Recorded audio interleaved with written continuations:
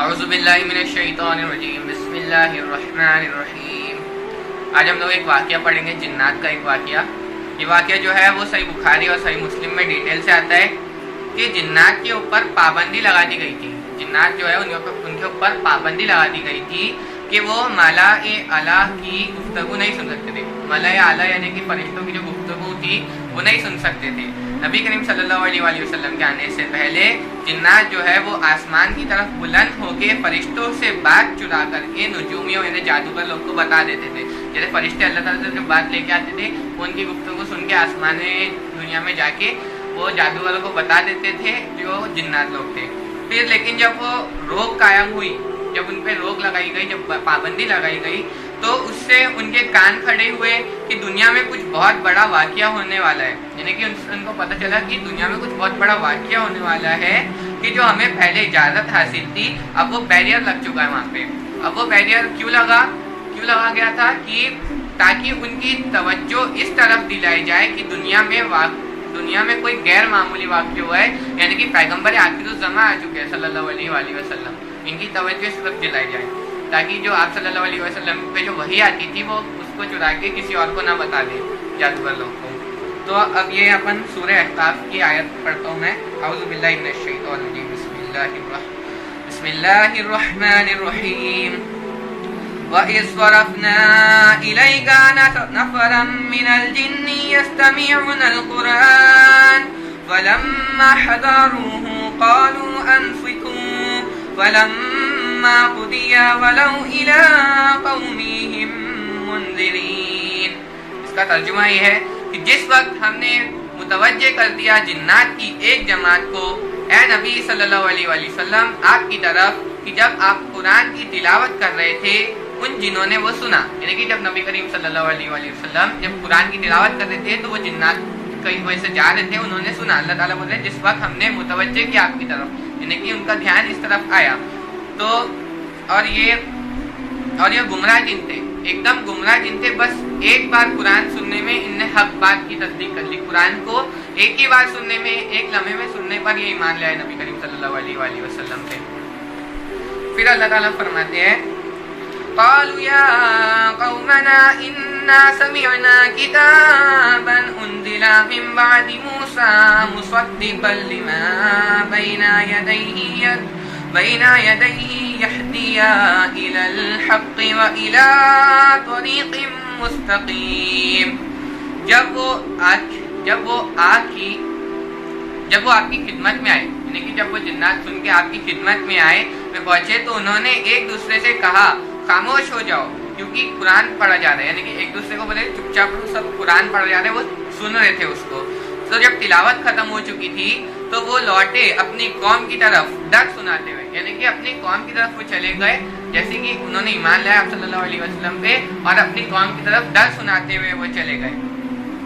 تو اور وہ اپنی قوم پہ بتانے لگے جیسے کہ ویسے ہی انہوں نے ایمان لیا جیسے کہ حضرت موسیٰ علیہ السلام کے ساتھ ہوا تھا کہ جو جادوگر تھے وہ آئے تو فرعون کی طرف سے تھے، لیکن موسیٰ علیہ السلام پہ ایمان لائے اور ان کے سائڈ ہو گئے۔ ویسے ہی وہ جناتوں نے بھی ایمان قبول کر لیا۔ پھر انہوں نے کہا اے ہماری قوم، یعنی کہ جنات، اے ہماری قوم جنات اپنی جنات قوم کو کہا کہ ہم نے ایک ایسی کتاب سنی ہے کہ جو موسیٰ علیہ السلام کے بعد نازل ہوئی ہے، جو پہلی کتابوں کی تصدیق کرتی ہے اور حق کی طرف رہنمائی کرتی ہے اور سیدھے راستے کی طرف بلاتی ہے۔ یہ انہوں نے اپنی قوم کی طرف جا کے بولا۔ پھر اس کے آگے وہ بولتے ہیں یا قومنا اجیبوا داعی اللہ وآمنوا بہ یغفر لکم من ذنوبکم ویجرکم من عذاب علیم۔ پھر وہ اپنی قوم کی طرف جا کے بولتے ہیں اے ہماری قوم قبول کر لو اللہ کے اس داعی کو، یعنی کہ حضرت محمد صلی اللہ علیہ وآلہ وسلم کی دعوت کو قبول کر لو۔ اپنی قوم کی طرف جا کے بولتے ہیں کہ ایمان لے آؤ، وہ اللہ بخش دے گا تمہارے گناہوں کو اور تمہیں عذاب علیم سے، یعنی کہ دردناک عذاب سے نجات دے گا۔ وہ اپنی قوم کی طرف جا کے بولتے ہیں جنات ایمان آنے کے بعد کہ اے ہماری قوم یہ اللہ کی اس داعی کی دعوت کو قبول کر دو، اور اگر تم نے قبول کر لیا تو اللہ تمہارے گناہوں کو بخش دے گا اور تمہیں عذاب علیم سے نجات دے دے گا۔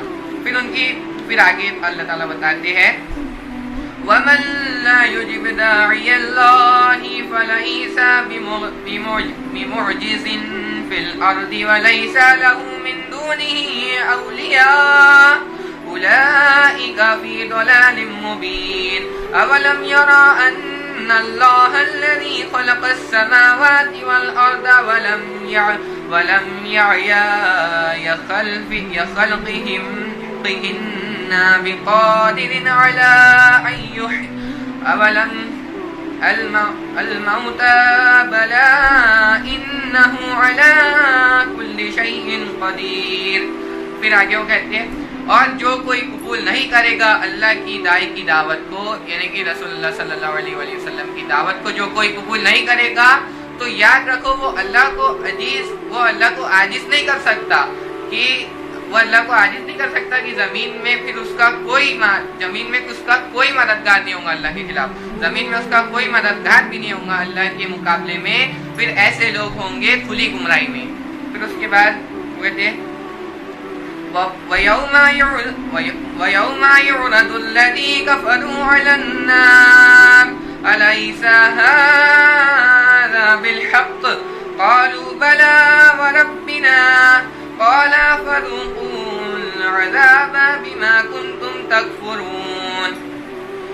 کیا لوگوں نے نہیں دیکھا کہ اللہ تعالیٰ نے آسمان اور زمین کو پیدا کیا اور اللہ تعالیٰ کو کوئی تھکان نہیں محسوس ہوئی. یہ سب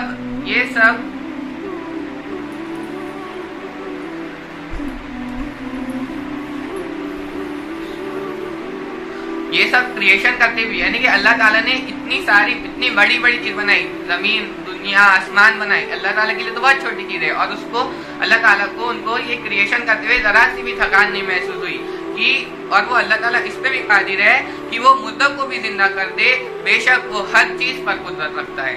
پھر اس کے بعد فاصبر كما صبر أولو عزم من الرسل ولا تستعجل لهم كأنهم يوم يرون ما يوعدون لم يلبثوا إلا ساعة من نهار بلاغ فهل يهلك إلا القوم الفاسقون.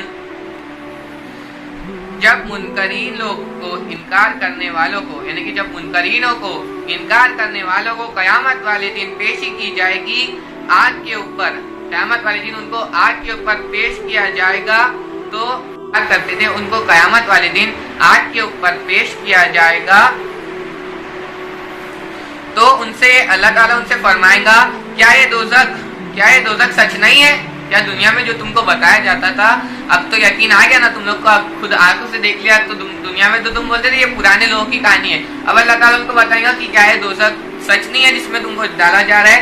تو پھر وہ کہیں گے اے اللہ تیرے رب ہونے کی قسم یہ سچ ہے. وہ کہیں گے اللہ تیرے رب ہونے کی قسم یہ سب سچ ہے، لیکن اس وقت کوئی فائدہ نہیں ہوگا کیونکہ دنیا میں تو پھر سے جا نہیں سکتے دوبارہ.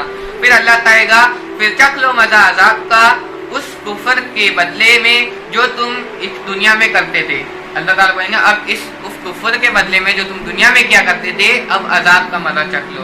پھر اے نبی تم اسی طرح صبر کیے جاؤ جیسے اولو العزم پیغمبروں نے صبر کیا ہے. جیسے پچھلے پیغمبروں کی جو قوم ان پہ جھٹلاتی تھی تو انہوں نے جیسے صبر کیا تھا ویسے اللہ تعالیٰ نبی کریم صلی اللہ علیہ وسلم کو بتا رہے کہ اے نبی تم بھی صبر کیے جاؤ جس طرح اولو العزم پیغمبروں نے صبر کیا ہے، اور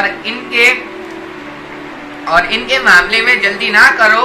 جس دن یہ لوگ وہ چیز دیکھ لیں گے جس سے انہیں ڈرایا جا رہا ہے اس دن انہیں یہ محسوس ہوگا، یہ جب وہ دیکھ لیں گے کہ اللہ کا اتنا بڑا عذاب ہے، جب ان لوگ کو پتہ چل جائے گا، حق ان کے سامنے آ جائے گا تو ان کو ایسا محسوس ہوگا کہ دنیا میں تو وہ ایک دن سے زیادہ نہیں رہے، یعنی کہ جتنی عیاشیاں دنیا میں کرتے تھے وہ ساری بھلا دی جائے گی، وہ سب بھول جائیں گے اور ان کو ایسا لگے گا کہ ہم نے تو بس دنیا میں ایک ہی دن گزارا ہے، اتنا بڑا عذاب رہے گا. وہ دیکھنے کے بعد ایسا سوچیں گے. یہ وہ پیغام ہے یعنی قرآن. تو اس قرآن کے پیغام آ جانے کے بعد اب برباد وہی لوگ ہوں گے جو نافرمان ہے. اب اللہ بول رہے یہ وہ قرآن آ چکا ہے، یہ قرآن یہ پیغام آ چکا ہے، اب اس کے بعد جو اس کو قبول نہیں کرے گا وہ لوگ برباد ہونے والے ہیں. اور اب اللہ تعالیٰ یہاں پہ اس کے پہلے میں بولتے ہیں کہ اے نبی تم ان لوگوں کے معاملے میں جلدی نہ کرو، یعنی کہ اللہ تعالیٰ ان پہ عذاب بھیج چکے ہیں. جب نبی کریم صلی اللہ علیہ وسلم کے بعد غزوہ احد ہوا، غزوہ بدر ہوا، ان سب جنگوں کی شکل میں اللہ تعالیٰ نے ان پہ عذاب بھیج دیا. ان کی یہ صرف 313 تھے اور وہ ہزاروں کی تعداد میں تھے، تو وہ اللہ تعالیٰ نے آسمانوں سے فرشتے اتارے تھے کافروں کو ختم کرنے کے لیے. تو یہ اللہ تعالیٰ بتا رہے ہیں آگے کہ جب یہ قرآن آ گیا، اب یہ حق بات آ گئی، اب جو اس سے انکار کرے گا وہ ان لوگ ناکامیاب ہو جائیں گے، ان لوگ کو عذاب میں ڈال دیا جائے گا. بارک اللہ فیکم. اشہد ان لا الہ الا انت استغفرک و اتوب الیک. السلام علیکم.